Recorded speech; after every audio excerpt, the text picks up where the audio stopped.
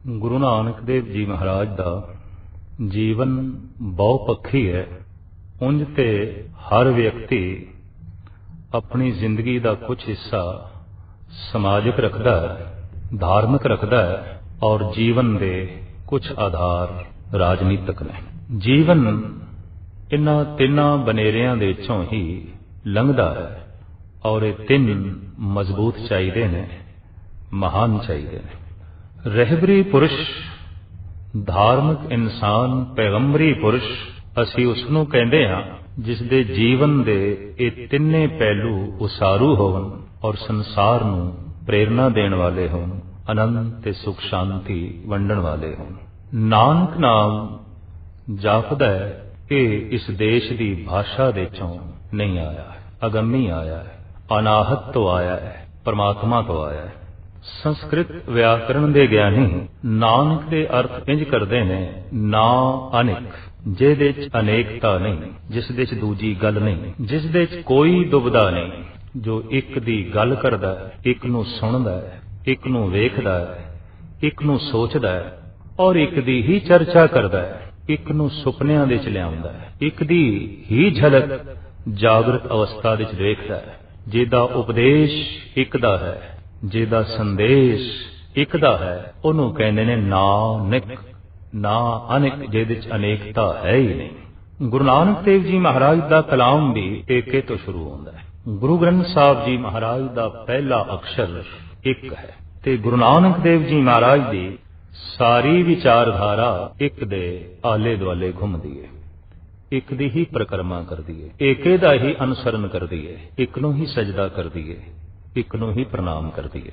ਗੁਰੂ ਗ੍ਰੰਥ ਸਾਹਿਬ ਜੀ ਮਹਾਰਾਜ ਦੀ ਸਾਰੀ ਵਿਚਾਰਧਾਰਾ ਦਰਅਸਲ ਇੱਕ ਦੀ ਵਿਚਾਰ ਔਰ ਧਰਮ ਦੀ ਇਹੀ ਬੁਨਿਆਦ ਹੈ ਕਿ ਸਮੂਹ ਬ੍ਰਹਿਮੰਡ ਦੀ ਅਨੇਕਤਾ ਦੇ ਵਿੱਚੋਂ ਇੱਕ ਨੂੰ ਲੱਭਿਆ ਜਾਏ, ਇੱਕ ਨੂੰ ਸਮਝਿਆ ਜਾਏ, ਇੱਕ ਨੂੰ ਵੇਖਿਆ ਜਾਏ, ਔਰ ਇੱਕ ਦੀ ਪ੍ਰਾਪਤੀ ਕੀਤੀ ਜਾਏ। ਅਗਰ ਇੱਕ ਪ੍ਰਾਪਤ ਹੋ ਗਿਆ ਤਾਂ ਦੁਬਦਾ ਖਤਮ, ਅਗਰ ਇੱਕ ਨੂੰ ਵੇਖ ਲਿਆ ਤਾਂ ਫਿਰ ਦੁਤੀਆ ਨਾਸਤੀ। ਅਗਰ ਸਭ ਕੁਝ ਇੱਕ ਹੈ ਔਰ ਉਸ ਏਕੇ ਵਿੱਚ ਮੈਂ ਵੀ ਹਾਂ ਤਾਂ ਫਿਰ ਦੂਜਾ ਕੌਣ ਤੇ ਤੀਜਾ ਕੌਣ, ਫਿਰ ਕੌਣ ਵੈਰੀ, ਫਿਰ ਕੌਣ ਦੁਸ਼ਮਣ, ਫਿਰ ਕੌਣ ਛੋਟਾ, ਫਿਰ ਕੌਣ ਵੱਡਾ। ਦਰਅਸਲ ਮਨੁੱਖ ਦੀਆਂ तमाम ਸਮੱਸਿਆਵਾਂ ਦਾ ਸਮਾਧਾਨ ਵੀ ਇਹ ਹੈ ਕਿ ਮਨੁੱਖ ਇੱਕ ਨਾਲ ਜੁੜੇ ਤੇ ਏਕੇ ਨੂੰ ਸਮਝੇ। ਤਾਂ ਨਾਨਕ ਦੇ ਅਰਥ ਨੇ ਜਿਹਦੇ ਚ ਅਨੇਕਤਾ ਨਹੀਂ, ਤੇ ਨਾਨਕ ਦਾ ਉਪਦੇਸ਼ ਹੈ ਹਰ ਏਕ ਸਿਮਰ, ਏਕ ਸਿਮਰ, ਏਕ ਸਿਮਰ ਭਾਈ। ਇੱਕ ਦਾ ਹੀ ਚਿੰਤਨ ਕਰ, ਇੱਕ ਨੂੰ ਆਪਣੇ ਚੇਤੇ ਦੇ ਚ ਲਿਆ, ਇੱਕ ਨੂੰ ਆਪਣੇ ਵਿਚਾਰ ਮੰਡਲ ਦੇ ਚ ਲਿਆ। ਉਸ ਪੂਰਨ ਪੁਰਖ ਦਾ ਅਨੰਤ ਸਮਾਜਿਕ ਪਹਿਲੂ ਵੀ ਹੈ, ਰਾਜਨੀਤਿਕ ਪਹਿਲੂ ਵੀ ਹੈ, ਔਰ ਦਰਅਸਲ ਜੋ ਧਾਰਮਿਕ ਪੁਰਸ਼ ਹੈ, ਜੋ ਏਕੇ ਨਾਲ ਜੁੜਿਆ ਹੈ, ਉਹਨੇ ਹਰ ਤਲ ਵਿੱਚ ਆਈਆਂ ਹੋਈਆਂ ਬੁਰਾਈਆਂ ਨੂੰ ਦੂਰ ਕਰਨਾ। ਸਮਾਜ ਦੇ ਤਲ ਦੇ ਉੱਤੇ ਜੋ ਬੁਰਾਈਆਂ ਆ ਚੁੱਕੀਆਂ ਸਨ ਤੇ ਨੈਤਿਕਤਾ ਜੋ ਘੋਰ ਅਨੈਤਿਕਤਾ ਦਾ ਰੂਪ ਧਾਰਨ ਕਰ ਚੁੱਕੀ ਸੀ, ਜਗਤ ਗੁਰੂ ਬਾਬੇ ਨੇ ਉਸ ਨੂੰ ਦੂਰ ਕਰਨ ਦੀ ਭਰਪੂਰ ਕੋਸ਼ਿਸ਼ ਕੀਤੀ। ਇਸ ਦੇਸ਼ ਵਿੱਚ ਬਲਕਿ ਸਾਰੀ ਦੁਨੀਆ ਵਿੱਚ ਉਹ ਦਿਨ ਖੁਸ਼ਕਿਸਮਤ ਦਿਨ ਸੀ, 1469 ਈਸਵੀ ਕੱਤਕ ਪੂਰਨਮਾਸ਼ੀ। ਦਰਅਸਲ ਭਾਗਾਂ ਭਰਾ ਦਿਨ ਸੀ ਜਦ ਮਹਾਰਾਜ ਦਾ ਆਗਮਨ ਹੋਇਆ, ਔਰ ਆਗਮਨ ਦੇ ਨਾਲ ਹੀ ਦਿਨ ਤੇ ਰਾਤ ਸਦੀਵੀ ਯਾਦ ਬਣ ਗਏ। ਉਹ ਦਿਨ ਵੀ ਅਮਰ ਹੋ ਗਿਆ, ਉਹ ਰਾਤ ਵੀ ਅਮਰ ਹੋਈ, ਕਿਉਂਕਿ ਉਸ ਰਾਤ ਨੂੰ, ਉਸ ਦਿਨ ਨੂੰ ਇੱਕ ਅਮਰ ਪੁਰਸ਼ ਦਾ ਆਗਮਨ ਹੋਇਆ। ਅਮਰ ਪੁਰਸ਼ ਸਿਰਫ ਵਿਅਕਤੀਆਂ ਨੂੰ ਹੀ ਅਮਰ ਨਹੀਂ ਕਰਦੇ, ਬਲਕਿ ਦਿਨ ਨੂੰ ਵੀ ਅਮਰ ਕਰ ਦਿੰਦੇ ਨੇ, ਰਾਤ ਨੂੰ ਵੀ ਅਮਰ ਕਰ ਦਿੰਦੇ ਨੇ, ਸਾਲ ਨੂੰ ਵੀ ਅਮਰ ਕਰ ਦਿੰਦੇ ਨੇ। ਗੁਰੂ ਨਾਨਕ ਦੀ ਯਾਦ ਦੇ ਨਾਲ ਸਾਲ ਯਾਦ ਰਹੇਗਾ, ਗੁਰੂ ਨਾਨਕ ਦੀ ਯਾਦ ਦੇ ਨਾਲ ਦਿਨ ਯਾਦ ਰਹੇਗਾ, ਰਾਤ ਯਾਦ ਰਹੇਗੀ, ਕੱਤਕ ਦੀ ਪੂਰਨਮਾਸ਼ੀ ਯਾਦ ਰਹੇਗੀ। ਔਰ ਇਹ ਪੂਰਨਮਾਸ਼ੀ ਜੋ ਅਨੰਤ ਕਾਲ ਤੋਂ ਆ ਰਹੀ ਸੀ, ਗੁਰੂ ਨਾਨਕ ਦੀ ਆਮਦ ਦੇ ਨਾਲ ਅਮਰ ਹੋ ਗਈ, ਮਹਾਨ ਹੋ ਗਈ। ਆਪ ਦੀ ਆਗਮਨ, ਆਪ ਦਾ ਆਉਣਾ ਸੰਸਾਰ ਤੇ ਇਸ ਤਰ੍ਹਾਂ ਸੀ ਜੈਸੇ ਮਸਿਆ ਦੀ ਰਾਤ ਨੂੰ ਸੂਰਜ ਉਦੇ ਹੋ ਗਿਆ, ਪ੍ਰਕਾਸ਼ਮਾਨ ਹੋ ਗਿਆ। ਮਹਾਕਵੀ ਤੁਲਸੀ ਦਾ ਕਹਿਣਾ ਹੈ, ਜਬ ਜਬ ਹੋਏ ਧਰਮ ਕੀ ਹਾਨੀ, बाहड़े असुर अधम अभिमानी, तब तब विवद धर प्रभु शरीरा, हरे कृपा निध सज्जन वीरा। दसम ग्रंथ विच साहिब गुरु गोबिंद सिंह जी महाराज दे वाक, जब जब होए अरिष्ट अपारा, तब तब दे धरत अवतारा। जद जद संसार विच अनर्थ होंदा है, तद तद अवतारी पुरुष संसार ते आउंदे ने। और ये श्री कृष्ण जी दे अमर वाक ने कि ऐ अर्जन, जद जद भी धर्म की गिलानी ते हानि हुंदी है, मेरा आगमन होंदा ही रहिंदा है, मैं आउंदा ही रहना। दरअसल वो परिपूर्ण परमात्मा ज्योति नाम किसी दे अंदर महान जोत उजागर करके जगत नूं संदेश ते उपदेश देण लई आउंदा है। बहुती गर्मी, बहुती तपश, कड़कदी हुई लू, इस गल दा आगमन है कि बरखा होवेगी, बरसात होवेगी। हुम है, गुम है, तपश है, सेक है, लू है। सियाणे कहंदे ने हुण बदलां दे आउण दे विच देरी नहीं, हुण बरखा दे होण दे विच देर नहीं है। जुल्म है, तशद्दद है, अनर्थ है, घोर अत्याचार है। तो धार्मिक पुरुष कह देंदे ने कि हुण प्रभु कोई ना कोई अवतार धारण करेगा। समाजिक तौर पे, राजनैतिक तौर पे और धार्मिक तौर पे जद ए देश पस्तियां दे खड्डे ते जा गिरिया, उदों गुरु नानक दा आगमन होया, उदों गुरु नानक दा अवतार होया। तुलसा दाई दे मुखारबिंद तो निकले बचन, ये ते कोई सूर्य आया है, ये ते कोई आफताब आया है। जगत ते हर बच्चा रोंदा होया जन्म लैंदा है। ये ठीक है कि पशुआं दे बच्चे खामोशी नाल जन्म लैंदे ने, किसी हद तक पंछियां दे बच्चे अंडियां दे चों चहचहांदे हुए निकलते हैं, पर मनुखी बच्चा रोंदा होया ही जन्म लैंदा है। और ये रोना किसी हद तक जीवन भर कायम रहिंदा है। रोंदा होया जमदा है, रोंदा होया जीवदा है और रोंदा होया ही मर जाता है। ये मनुख दा अभाग है, मनुख दा दुर्भाग है।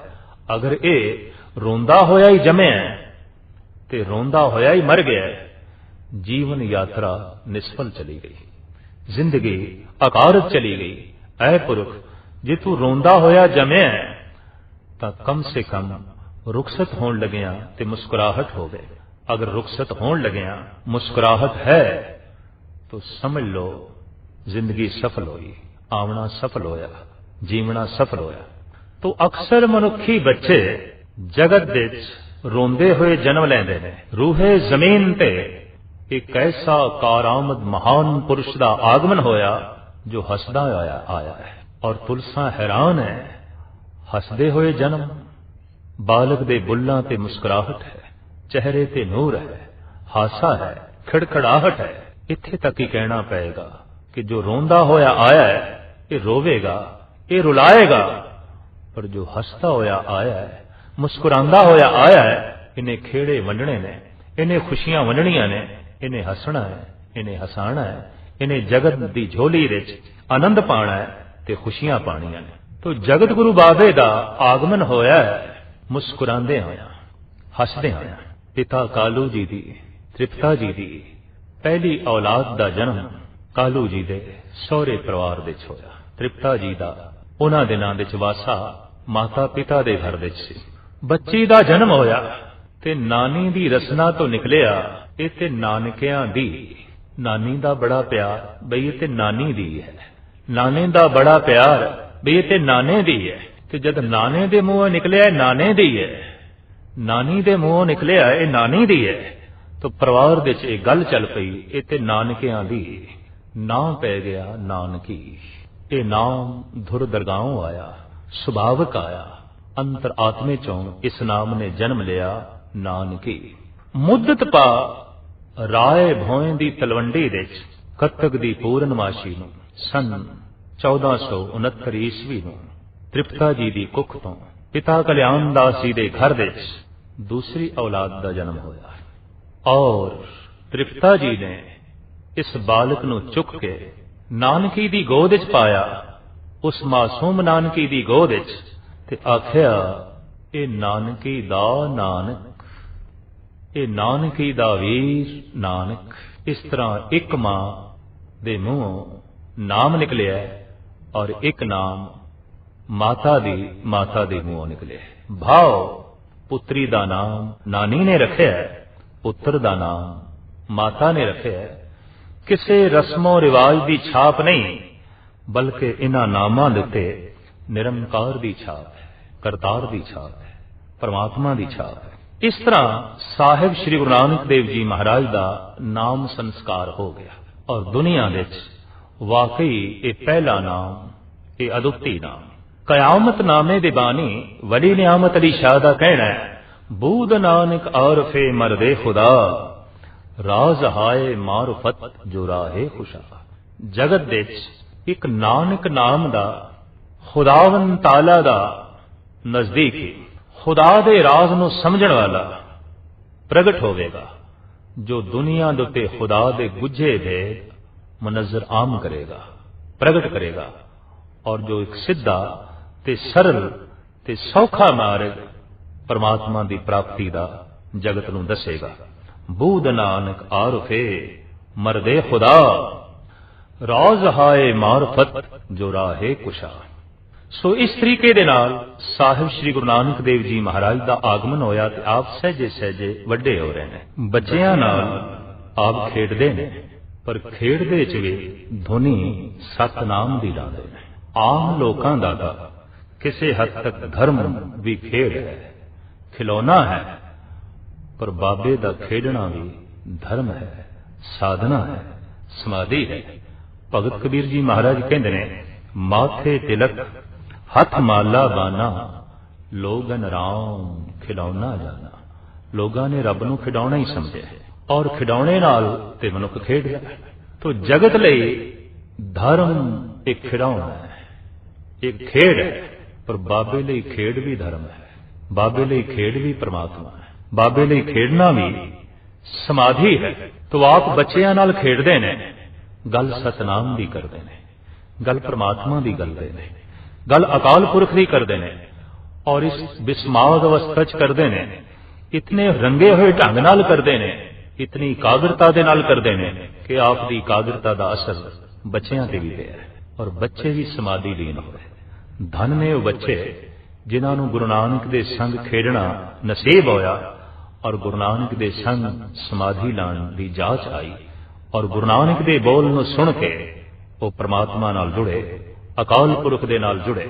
ਆਪ ਦੀਆਂ ਇਨ੍ਹਾਂ ਰੁਚੀਆਂ ਨੂੰ ਵੇਖ ਕੇ ਮਾਤਾ ਪਿਤਾ ਨੂੰ ਚਿੰਤਾ ਜ਼ਰੂਰ ਹੋਈ। ਲਿਹਾਜ਼ਾ ਆਪ ਜਦ ਗਾਲਬਨ 8 ਵਰਿਆਂ ਦੇ ਹੋਏ ਤਾਂ ਮਾਤਾ ਪਿਤਾ ਨੇ ਗੋਪਾਲ ਪਾਂਦੇ ਕੋਲ ਬਿਠਾਇਆ। ਗੋਪਾਲ ਜੀ, ਆਪ ਇਹਨਾਂ ਨੂੰ ਵਕਤ ਦੀ ਵਿਦਿਆ ਪੜਾਓ, ਵਕਤ ਦਾ ਗਿਆਨ ਦਿਓ ਔਰ ਇਹ ਪਟਵਾਰੀ ਦੇ ਪੁੱਤਰ ਨੇ, ਇਹਨਾਂ ਨੇ ਕੰਮ ਧੰਦਾ ਕਰਨਾ ਹੈ, ਵਪਾਰ ਕਰਨਾ ਹੈ, ਹੋਰ ਪਸਾਰਾ ਇਹਨਾਂ ਨੇ ਪਸਾਰਨਾ ਹੈ। ਇਸ ਲਈ ਆਪ ਇਹਨਾਂ ਨੂੰ ਮਹਾਨ ਵਿਦਵਾਨ ਬਣਾਓ। ਕਹਿੰਦੇ ਨੇ ਪਾਠਸ਼ਾਲਾ ਦੇ ਵਿੱਚ ਜਦ ਗੁਰੂ ਨਾਨਕ ਦੀ ਤਖਤੀ ਦੇ ਉੱਤੇ ਗੋਪਾਲ ਪਾਂਦੇ ਨੇ ਊੜਾ ਲਿਖਿਆ ਔਰ ਊੜਾ ਇਸ ਗੱਲ ਦੀ ਸੂਚਨਾ ਵੀ ਹੈ ਕਿ ਇਹ ਲਿਪੀ ਗੁਰੂ ਨਾਨਕ ਤੋਂ ਪਹਿਲੇ ਸੀ ਔਰ ਇਹ ਲਿਪੀ ਕੁਝ ਐਸੀਆਂ ਪੁਸਤਕਾਂ ਦੇ ਵਿੱਚ ਵੀ ਮਿਲੀ ਹੈ ਜੋ ਗੁਰੂ ਨਾਨਕ ਦੇਵ ਜੀ ਮਹਾਰਾਜ ਤੋਂ ਪਹਿਲੇ ਦੀਆਂ ਲਿਖੀਆਂ ਹੋਈਆਂ ਨੇ। ਲਿਹਾਜ਼ਾ ਭਾਸ਼ਾ ਵਿਭਾਗ ਨੇ ਵੀ ਇਸ ਸੰਬੰਧੀ ਸੋਧ ਕਰਕੇ ਦਾਅਵਾ ਕੀਤਾ ਹੈ ਕਿ ਲਿਪੀ ਬਹੁਤ ਪੁਰਾਣੀ, ਸਿਰਫ ਇਸ ਨੂੰ ਗੁਰੂ ਨਾਨਕ ਦੇਵ ਜੀ ਮਹਾਰਾਜ ਨੇ ਅਪਣਾਇਆ ਹੈ ਤੇ ਅਪਣਾਉਣ ਕਰਕੇ ਇਸ ਲਿਪੀ ਦਾ ਨਾਮ ਪੈ ਗਿਆ ਗੁਰਮੁਖੀ। ਇਸ ਲਿਪੀ ਦੀ ਪੜ੍ਹਾਈ ਜਾਰੀ ਕੀਤੀ ਗੁਰੂ ਅੰਗਦ ਦੇਵ ਜੀ ਮਹਾਰਾਜ ਨੇ ਔਰ ਬਾਅਦ ਵਿੱਚ ਸਹਿਜੇ ਸਹਿਜੇ ਇਹ ਲਿਪੀ ਪੰਜਾਬ ਦੇ ਭਾਸ਼ਾਵਾਂ ਵਿੱਚ ਔਰ ਬੋਲਚਾਲ ਵਿੱਚ, ਅੱਖਰਾਂ ਵਿੱਚ ਲਿਖੀ ਜਾਣ ਲੱਗੀ ਔਰ ਇਸ ਢੰਗ ਦੇ ਨਾਲ तमाम ਧਾਰਮਿਕ ਸਿੱਖ ਜਗਤ ਦਾ ਸਾਹਿਤ, ਇਤਿਹਾਸ, ਗਿਆਨ ਇਸ ਲਿਪੀ ਵਿੱਚ ਲਿਖਿਆ ਗਿਆ। ਊੜਾ ਲਿਖਿਆ ਗੋਪਾਲ ਪਾਂਦੇ ਨੇ ਤੇ ਗੁਰੂ ਨਾਨਕ ਦੇਵ ਜੀ ਮਹਾਰਾਜ ਪੁੱਛਦੇ ਨੇ ਇਸ ਦਾ ਅਰਥ। ਤੋ ਪਾਂਦਾ ਕਹਿੰਦਾ ਇੱਕ ਅੱਖਰ ਦਾ ਤੇ ਕੋਈ ਅਰਥ ਨਹੀਂ, ਆਖਿਰ ਇੱਕ ਦੋ ਅਕਸ਼ਰ ਜੁੜਨ ਪੂਰਾ ਸ਼ਬਦ ਬਣੇ ਤੇ ਫਿਰ ਉਸ ਦੇ ਅਰਥ ਹੋ ਸਕਦੇ ਨੇ। ਇੱਕ ਦਾ ਤੇ ਕੋਈ ਅਰਥ ਨਹੀਂ, ਊੜੇ ਦਾ ਤੇ ਕੋਈ ਅਰਥ ਨਹੀਂ। ਤੋ ਬਾਲਕ ਗੁਰੂ ਨਾਨਕ ਦੇਵ ਜੀ ਮਹਾਰਾਜ ਫਰਮਾਨ ਕਰਦੇ ਨੇ, ਪਾਂਦਾ ਜੀ ਇਹ ਊੜਾ ਬੇਮੈਨੀ ਹੈ। ਹਾਂ, ਬੇਮੈਨੀ ਹੈ, ਇਹਦੇ ਕੋਈ ਮੈਨੇ ਨਹੀਂ। इसका कोई अर्थ नहीं। तो गुरु नानक देव जी महाराज एकदम अपने वस्त्र झाड़ के खड़े हो गए और कहने लगे, पांदा जी फिर बेमैनी अखर मैं नहीं पढ़ने, और इस दुनिया दे मैं बेमैनी अखर पढ़न वास्ते नहीं आया। जिस अखर का कोई मकसद नहीं, जिस अखर का कोई अर्थ नहीं, जिस लफ्ज दे कोई मैने नहीं, वो मैं नहीं पढ़ने। आप जैसे चले ने ते पांदे ने डांट के रोकया, नानक जी गल सुनो, एक अखर का कोई मैना नहीं होता, एक अखर दे कोई अर्थ नहीं होंदे। सतगुरु देव जी महाराज कहने लगे, जे अर्थ आउंदे होवन ते ऊड़ा भी किसी दिशा की प्रेरणा देंदी है, ऐड़ा भी किसी मार्ग की सूचना देंदा है, सस्सा भी किसी होंद नाल जोड़दा है, ते कक्का भी किसी दुनिया में पहुंचाता है। तो हैरान हो गया पांदा, और वो कहता है ये नामुमकिन है, ऐसा नहीं हो सकता कि एक अखर दे कोई मैने हो, कोई अर्थ हो, लिख के दसो, मैनू दसो। तो मेरे पातशाह ने अपने उस्ताद के सामने पट्टी लिखी है, पांदे के सामने पट्टी लिखी है, और ये पट्टी गुरु ग्रंथ साहब जी महाराज दे आसा राग के अंदर दर्ज है, और जिसका सिरलेख है आसा मल्ला पहला पट्टी लिखी। गुरु नानक ने तख्ती लिखी, गुरु नानक ने पट्टी लिखी, जिसनू पढ़ के पांदा समाधि दे चला गया। सस्से सोए सृष्ट जिन साजी सबना कारण एक भया। ऐ पांदे तू सस्से तू ए प्रेरणा क्यों नहीं लेंदा कि उसने ही सारी सृष्टि की साजना की है, वही साजनहार है। सस्से तू ये प्रेरणा लै कि वह साजनहार है, वो सृष्टि का रचयिता है।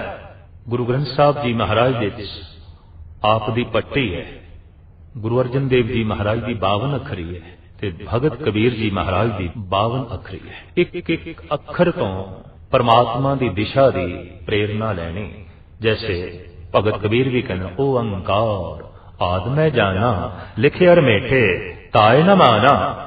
ऊड़े तो मैं ये प्रेरणा ले कि वो जो ओ अंकार है वो अनादि है, वो मेटिया नहीं जा सकता, वो बनाया नहीं जा सकता, वो आकार तो रहत है।